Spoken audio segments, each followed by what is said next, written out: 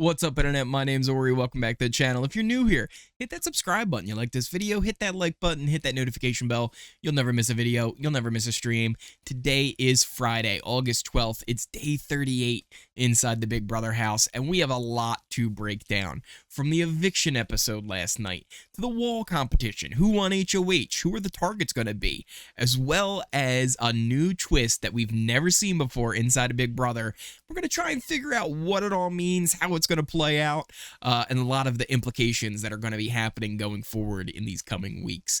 But first off, I just want to thank each and every one of you for the support you've been showing to me here on the channel, especially last night. So some of you, I'm sure, are well aware that every Thursday we do a live watch along for the eviction episode. We were here live last night, and the plan was to stay live the entire time through the wall competition on the feeds until we found out who HOH was. Problem was, my internet decided it didn't want to play nice with me and went down twice. The first time, luckily, it came back up really quickly. We were able to get things back going. All of you who were there jumped on over to the new stream, and we were able to get things running smoothly. And then we get into the competition, and my internet died completely. I wasn't even able to watch the competition live. I had to go back after the fact to watch it, because by the time my internet came back, the competition was over. But I want to thank all of you for the support for that last night, because it really means a lot to me every time I get to see you guys in chat, talk with you live, and it's been a lot of fun. That's probably my favorite part of doing all this, is seeing your comments and getting to know each and every one of you a little bit more. But other than that, let's jump into what happened. So first off, in the episode, they kind of tried to play it off like there was a chance that the Kyle and Alyssa showmance was going to put a target onto them and make sure that Kyle went home. But all of us knew there was really no chance of that happening. Daniel was the one that was going to be evicted, and he was. It was an 8-1 vote, with Terrance being the sole vote to save him. His speech was kind of something as well. He pretty much called everybody out, called them all clowns, asked them to start playing their own game, and just tried to blow up games as he made his way out of the house. He also didn't hug anybody once the vote was read. He kind of walked right on out. He did hug Terrance and whispered to him as he made his way on out the door. Julie asked him, what did you say to Terrance as you made your way out? And he said, oh, just that I left him a gift under his pillow. Some kind of hair wax? Correct me if I'm wrong, but isn't Terrance bald? I don't know what he's going to be doing with the wax, but apparently that was left for him by Daniel. Is that what he actually said? I'm not sure. Well, maybe we'll see on the episode if they're able to subtitle it. I wasn't able to pick up what he said on the live episode. Julie then hit him with the news about the leftovers, which he was like, oh, I knew it.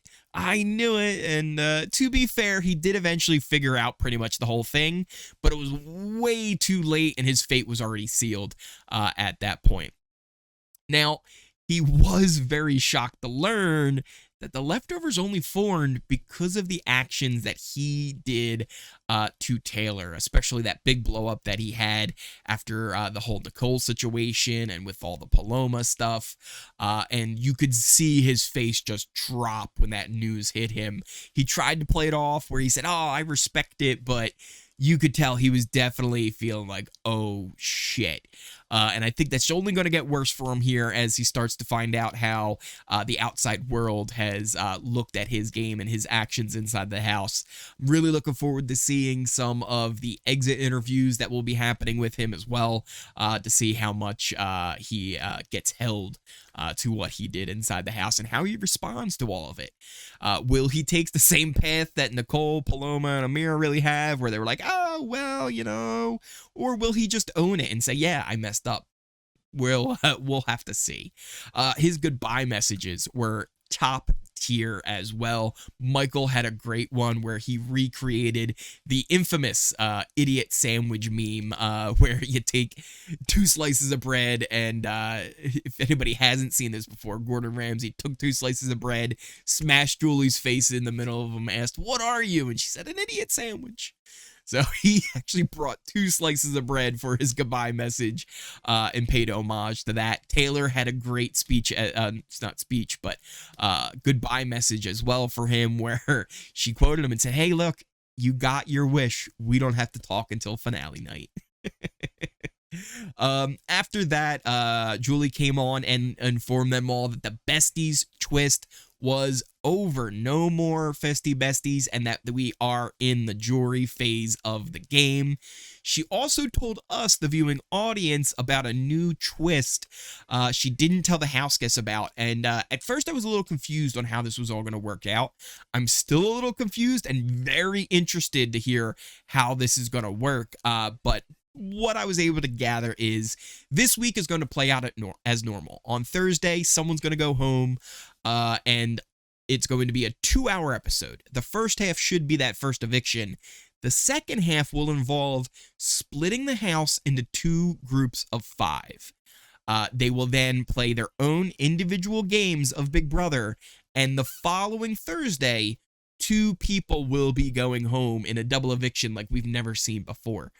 It's very similar to things that have happened in Survivor before, where after the merge, they've split the groups up into 2, and there's been 2 separate tribal councils. We've never seen anything like this in Big Brother. There was, I think, a season of Big Brother Australia where they did something very similar to this, where there were 2 houses going on at once and then eventually merged them into one. But I'm really interested to see how this is all going to play out, because one of the big points was there will be no interaction between each group. How will this work? There's only so much room in the house. Will 5 people stay in the main house and 5 others are moved somewhere else? That's kind of my theory, is that they've set up another location on the lot to kind of put them and house them while this is all going on. They do have somewhere that they've been using for competitions in past seasons. There was an example of it. I think the first time I remember noticing that, oh yeah, this is not the backyard, was in Big Brother 22, the second All-Star season, when they did the VIP comps. There was kind of another location, kind of a different warehouse, a different studio they were using to film some of those competitions. So it's going to be interesting to see how this all plays out and how they manage to make it where there's no interactions between the 2 groups. It's definitely going to be a wild week the next week after this one. Also, how are the live feeds going to work? Are we going to have separate feeds for each house, or just one camera's going to be on one house, one camera on the other? I'm very interested to see how this goes. And this season just continues to stay fresh and exciting. This is kind of that point in the season where things are starting to get predictable. And one thing I hate in Big Brother is predictability. Once it gets to that point, it starts to become like, okay, well, now it's just you gotta win the competitions and let's see what happens, which, don't get me wrong, I love the end game as well, but when it's this early and you can kind of tell who's going next, it does become predictable. And this season has found a way to stay fresh. Even with the leftover steamroll, there was a lot of fun stuff there where we were like, okay, they're just running this house, and it was a lot of entertainment that way. This is going to bring a whole new level of entertainment, and I'm really interested to see how this is all going to play out. What do you guys think? Let me know in the comments down below what you think of this new twist, how it's going to work, and are you excited to see this all play out? Because at the very least, it's going to be something new that we've never seen before.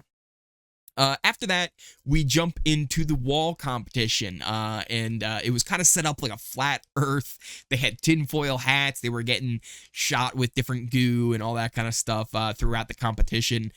Before the episode even ended, before we got the end credits for the episode, Jasmine was already off. Once the feeds came up, Brittany and Terrance fell not too shortly after that. Eventually, we had Monte go, and then Alyssa, and then Indy, which left 4 leftovers up on there, Turner, Joseph, Kyle, and Taylor. Eventually, though, Taylor lasted out everybody else. She is the new HOH this week.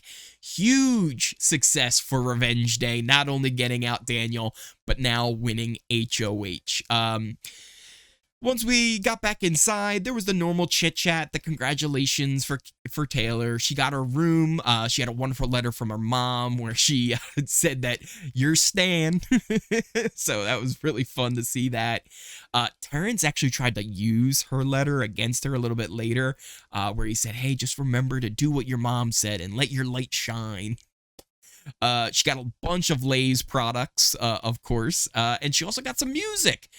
Janet Jackson, or Miss Jackson If You're Nasty, is the album that she got. I'm not sure which album in particular from Janet, but Janet Jackson was the one that she got.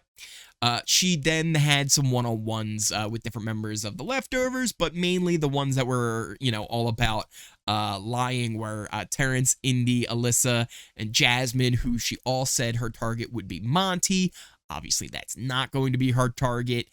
And her original idea of who she wanted to put up, because she made a lot of promises.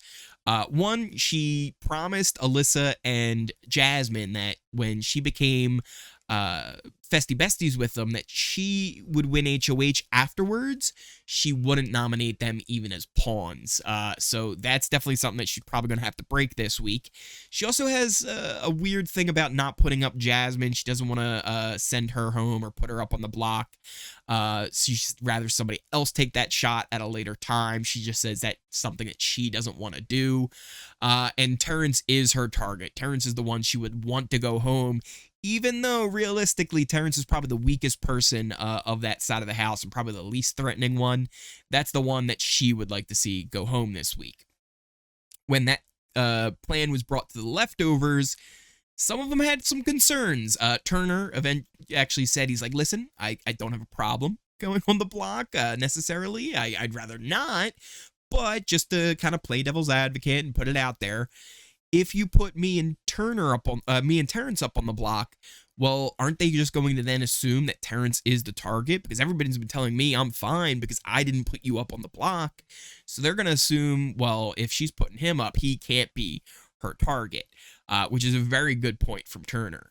They also had this whole idea is like, well, if you just put two of them up on the block, whoever they are, they're going to start campaigning against each other, and they're going to start going at each other. It's going to form a lot of cracks with them, and it's going to make them even weaker next week going forward. And it's the whole idea where you have to hide things and maneuver was really based on the festy bestie stuff. The whole five swatters alliance was all set up just in case one of them won HOH. Kyle and Joseph could have their ear. There was a lot of talks where it's like, do you guys even have to do the whole double agent thing anymore? The sooner you pull out, kind of the better for you, because the longer you pull those ruse, the more mad they will be at you two. So there's lots of different scenarios that they could have with who ends up on the block. It could be Indy and Alyssa. It could be Indy and Jasmine, Terrance and one of the girls. There are lots of different scenarios. If I had to put my money and my finger on it right now, I would say it's going to be Terrance and Indy who are the ones on the block this week. But again, it's still in motion. Plans aren't 100% solid, and I'm sure those talks are going to even continue tomorrow morning before the nomination ceremony to really figure out how that all gets locked in. I will say I do agree with pretty much everyone else in the Leftovers that it's just not worth it to put any leftover on the block right now. What if, one of them wins veto and you have to put one of them up anyway, right? So might as well.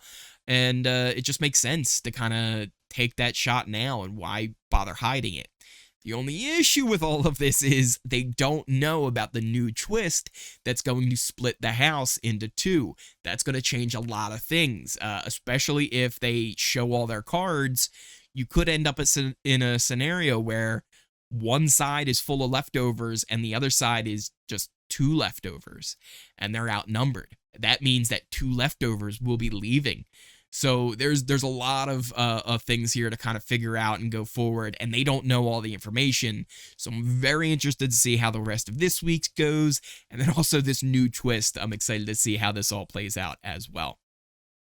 Other than that, guys, there are links in the description for all kinds of things that you can follow me on. You can follow me on Twitter. You can follow me on Twitch. I really want to get Twitch kind of back up and running, kind of put that on the back burner and really kind of leaned in hard with you guys here, but I want to kind of get that back up and running. So make sure you follow me on over there, and you follow me over on Twitter so you never miss anything that kind of goes on in the Ori universe that we have going on here. We also have a Discord, and it's been a lot of fun to get more and more of you in there so I can kind of get to know each and every one of you a little bit more as well. So it's kind of been really nice to have those discussions over there as well. We don't just talk Big Brother. You can talk anything that you have going on, whether it's hobbies you have, other TV shows you're watching, or just life in general. Really interested to just hear more about all you guys, because that's one of my favorite parts about everything that's been going on here, is reading your comments, getting to know each and every one of you just a little bit more, and that's been a lot of fun. Other than that, let me know in those comments down below what you think about everything that's going on. How is this new twist going to work out with 5 people on each side? Those are really small numbers. The competitions are going to be huge. Only 2 people will be voting. So I'm really interested to see how this all plays out, how they do the whole non-interaction thing. It's exciting because this season, like I said, has been nothing but entertaining all season long, and this is still continuing to show, hey, we've got more bags in our tricks, more tricks in our bag, and it's been really exciting to see how things are going to be moving forward, especially now that it seemed like it was going to get really predictable. So let me know in those comments down below what you think. Once again, thank you all for watching. If you are new here, hit that subscribe button, and if you made it all the way to the end of this video, smash that like button and hit that notification bell so you never miss a video and you never miss a stream. Once again, thank you all for watching, and I will see you next time.